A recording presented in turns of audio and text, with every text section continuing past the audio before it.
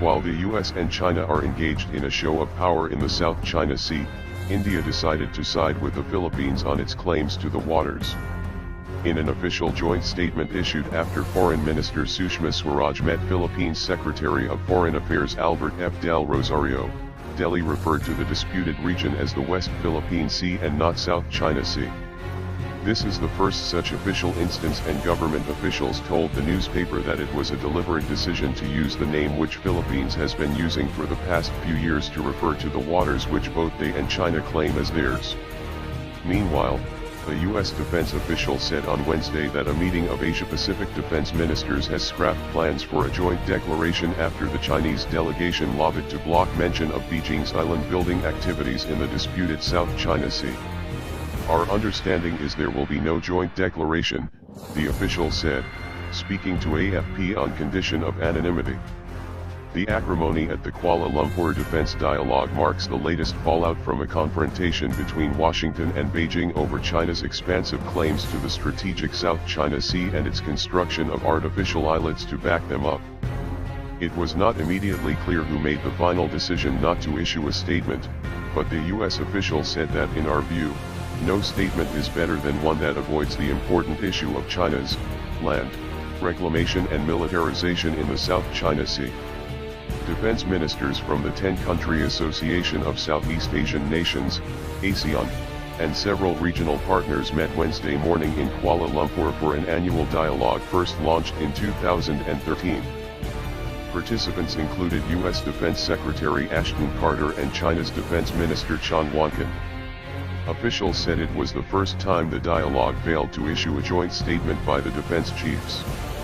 The China-US friction has spiked since last week, when the guided missile destroyer USS Lassen sailed within 12 nautical miles of at least one of the China-built land formations in the disputed Spratly Islands.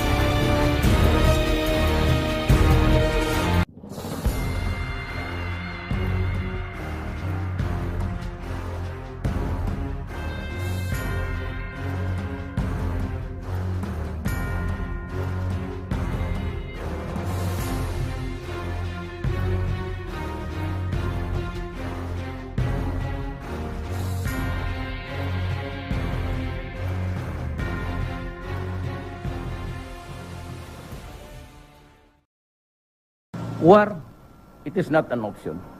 So what is the other side? Peaceful talks. I cannot give you the wherewithals now. I have to consult many people, including President Ramos. He might want also to be one of the... But I would like to respectfully ask him to go to China and start the backbone. We gain nothing, but we do not also want to offend the United States. Why? Because we have identified ourselves allied with the Western powers.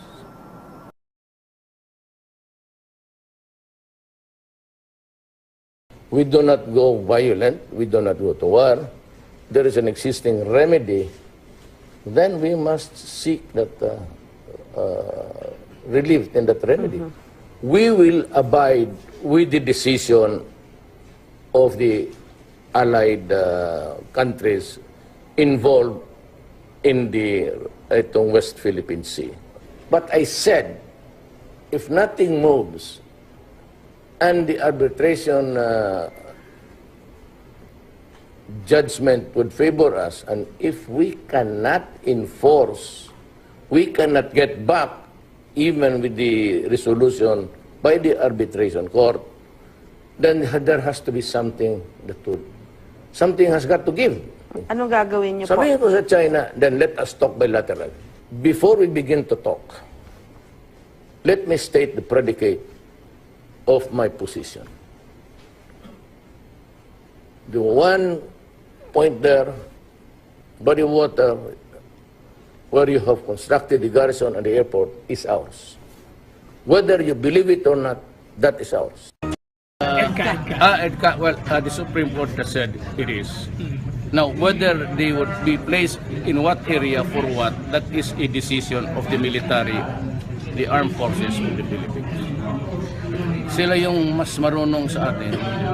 I may contribute something if I become the president.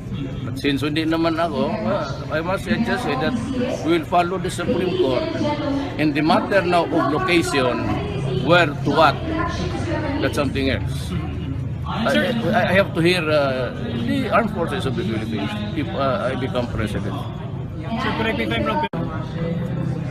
U.S. and ally, we are allied with the Western powers. Let us be frank with each other. Talagang nasa side ng USA tayo. Now, yung basis were agreement were repealed or so long time ago. Now, just ignoring the treaty as a threat to the national security.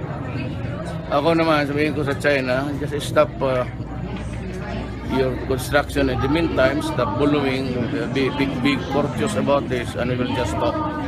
We cannot go to war. We cannot go to war. We cannot afford it.